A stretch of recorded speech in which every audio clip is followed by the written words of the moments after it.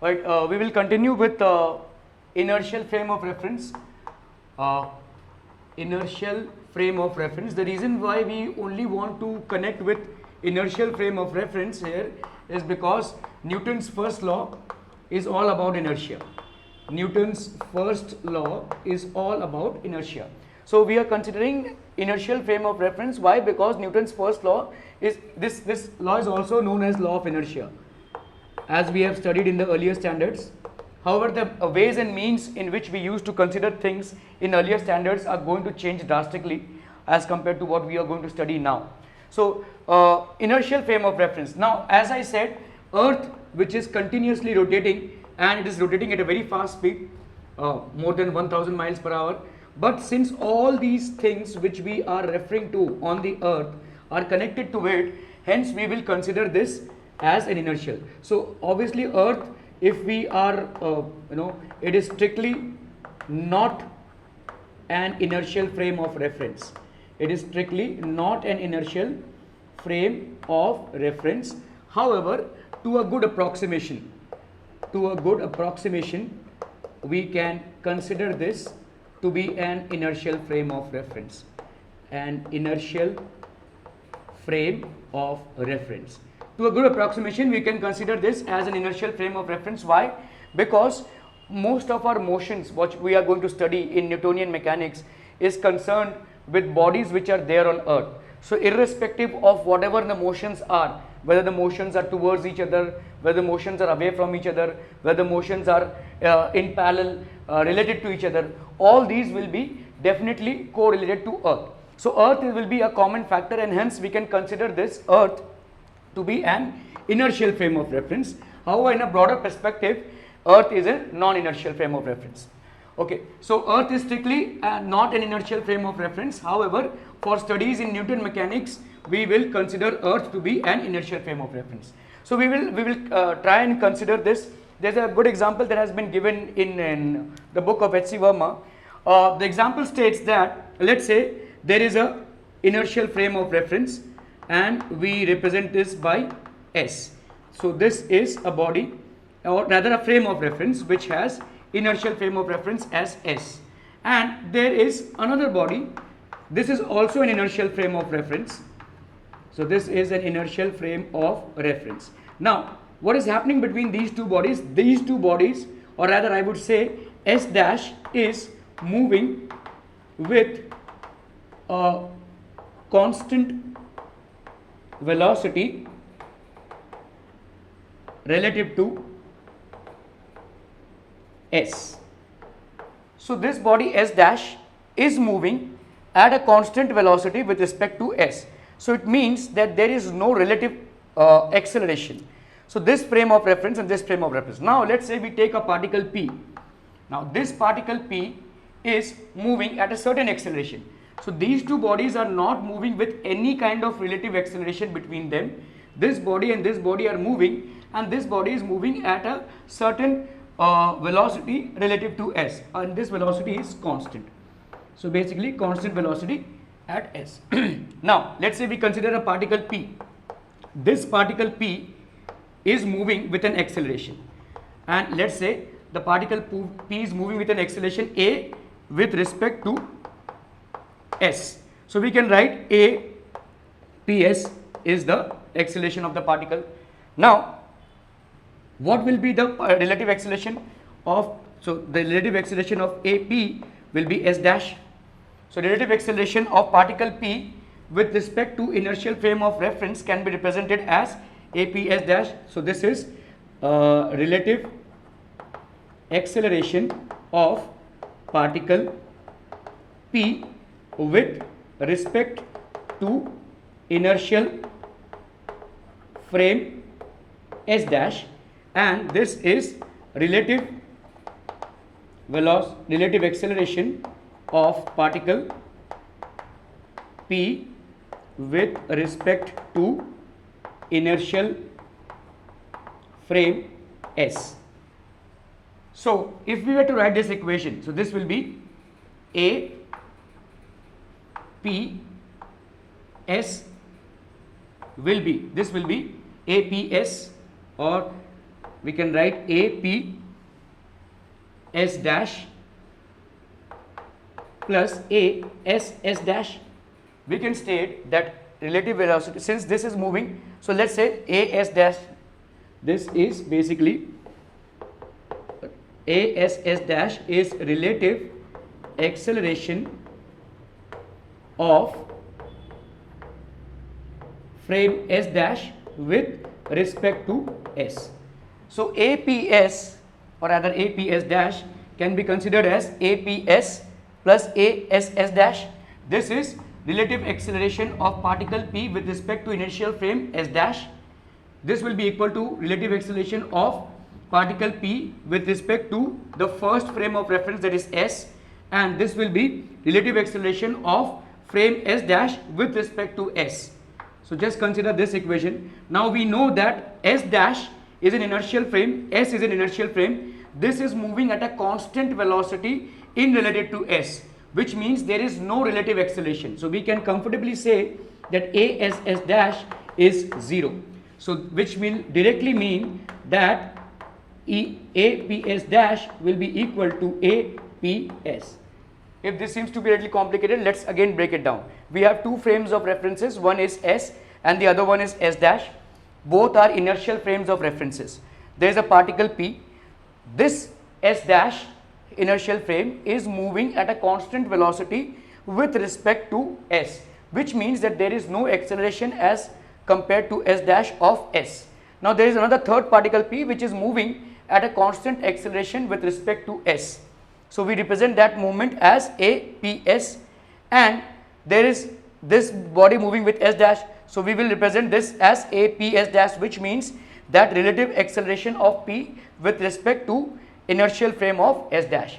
So now if I were to represent APS dash, which means relative acceleration of P with respect to S dash, this will be equal to relative acceleration of P with respect to S and relative acceleration of the frame of reference S with respect to S dash.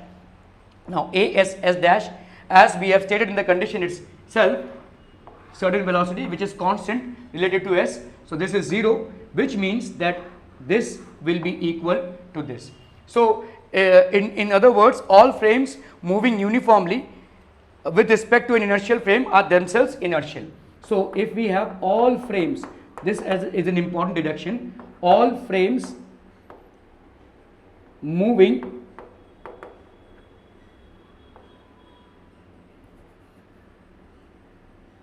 with a constant relative velocity, which means there is no relative acceleration.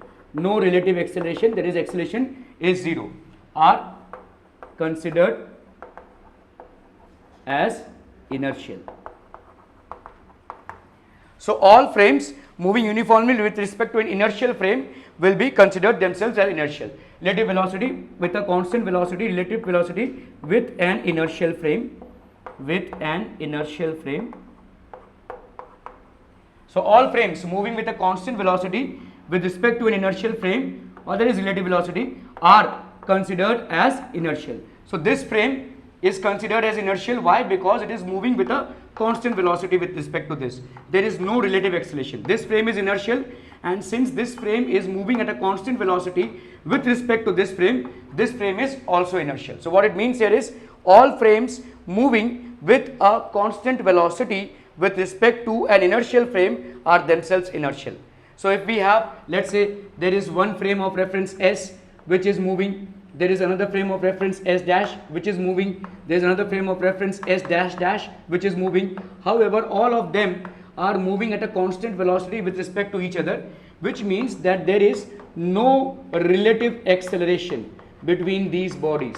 No relative acceleration between these bodies, then all of them, if we assume this to be inertial frame, then this also automatically becomes an inertial frame, and this also becomes an inertial frame. So this is how we consider inertial frame references.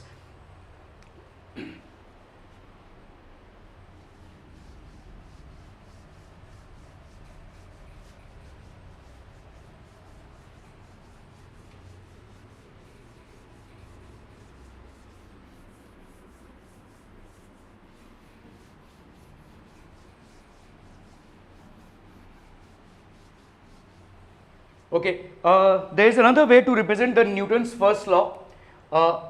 As we said, if the vector sum of all the forces acting on a body is 0, if the vector sum of all forces acting on a body is 0, acting on a body is 0, which means that if let's say there is a force F1, there is a force F2, there is a force F3, the vector sum of all this is 0.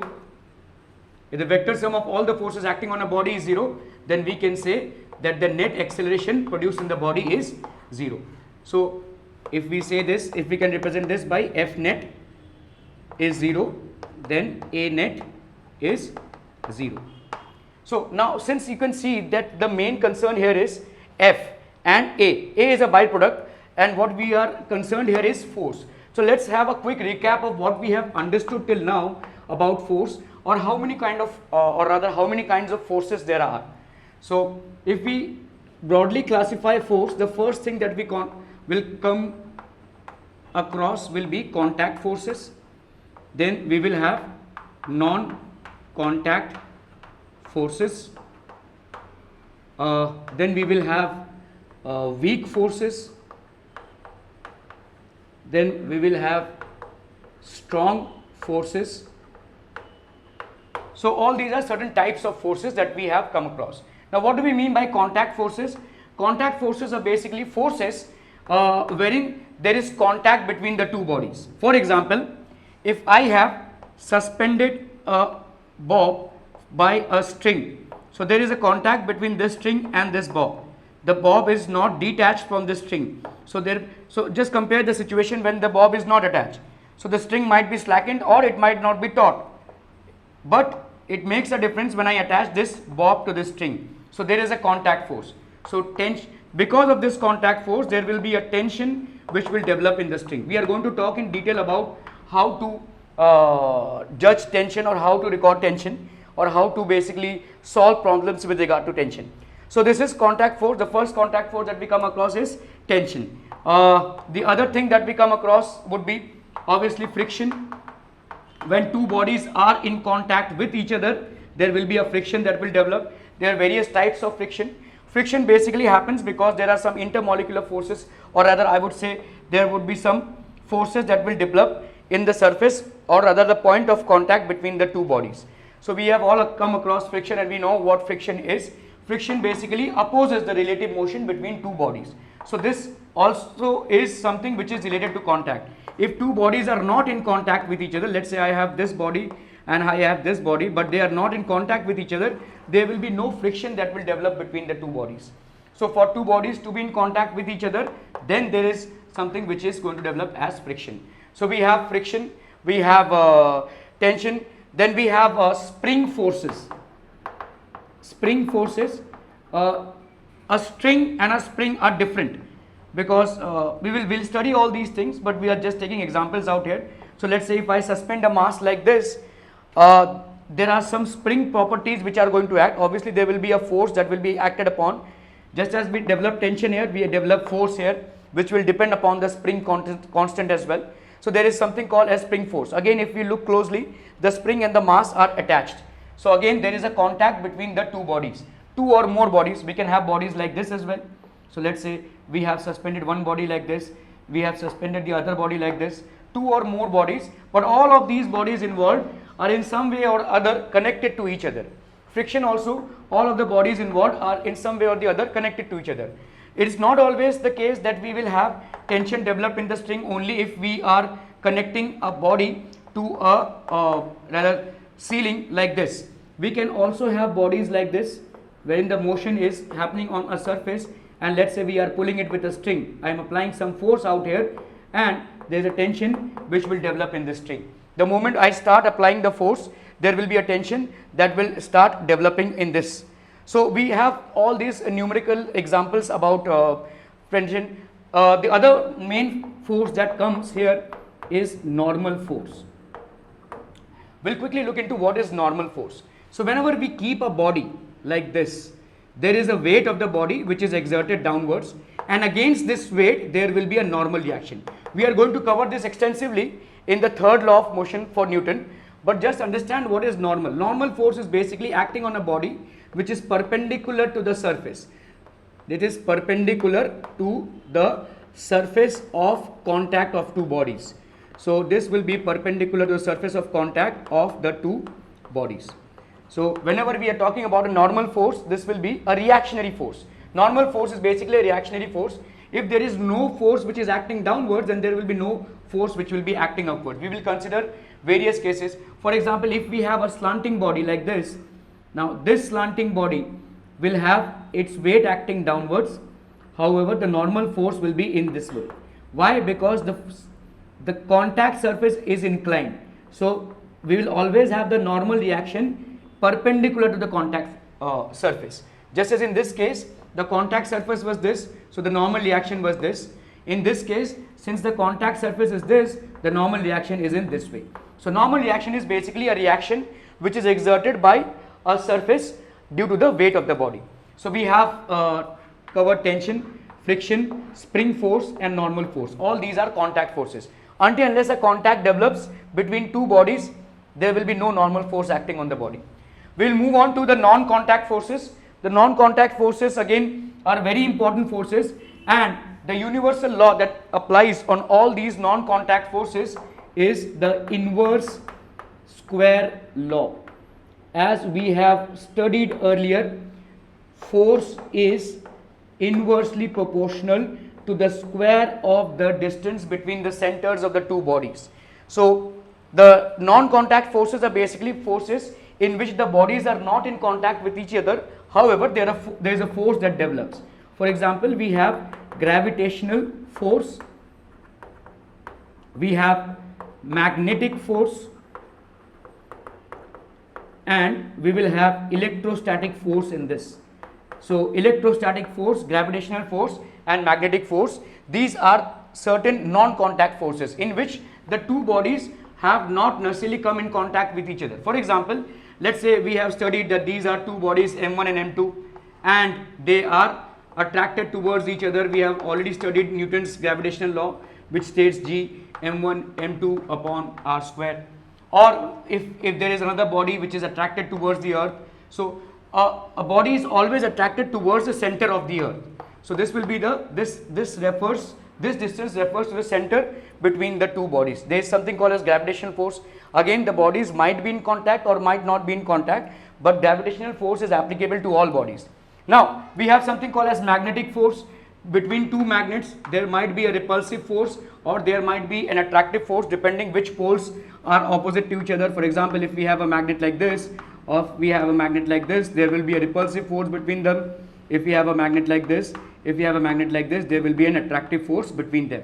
So this is called magnetic force. Electrostatic force, if we have a charge plus Q, if we have a charge minus Q, then the electrostatic force is obviously going to be Q1, Q2. If let's say this is Q1, Q2 upon R square, which is Coulomb's law. Again, this is electrostatic force. We don't have to go much deep into this, but all we need to understand here is that these are non-contact forces. These are non-contact forces and these are separate breed of forces. Then we have something called as weak force. Weak force means, let's say we have this kind of a force. Let's say this is an atom and somehow in the atom there are certain electrons which have gathered here. Now we have all come across the structure of an atom and we know that around an atom the electrons are in a cloud. Now let's say for certain reasons the electrons are gathering here. So what will happen here is in this orbital their intensity of the negative charges will increase here, because of which there will be a certain amount of positive charge that will develop here automatically. See, whenever there is a collection of negative charges in a body at one point, obviously the other end will be in loss of electrons and it will develop a positive charge. The loss of electrons creates a positive charge here. The gathering of electrons creates a negative charge here. So this type of force, now the corresponding molecule that will be closer to it, the one which will develop a slightly negative charge, will have an attraction towards it. So these are basically weak forces. We call them as van der Waals forces. Not again to be discussed very in detail here. We will discuss these things in chemistry. Van der Waals forces are there. These are van der Waals forces which develop between molecules which develop a certain amount of polarity amongst themselves. So these are examples of weak forces. Now we have something called as strong forces. If you notice the structure of an atom, we know that there are so many elements which are all in stable states. Why? Because we have their protons and neutrons, and these electrons are revolving around them. So until and unless they are subject to some kind of huge amount of energy, these electrons are not going to come out. And these protons, neutrons, electrons, all these elements are stable. Why? Because there is a strong force of attraction between protons and neutrons and electrons. So this is a very strong force. This is concerned with the stability of the entire system. So basically we have contact forces, weak forces, strong forces and non-contact forces. In non-contact forces we will have the inverse square law which is applicable, which is again correlated to what Newton has discovered or Newton has given to us. Then this is the contact forces, these are weak forces, and again these are strong forces. So we are primarily going to deal with contact forces in this chapter of Newtonian mechanics.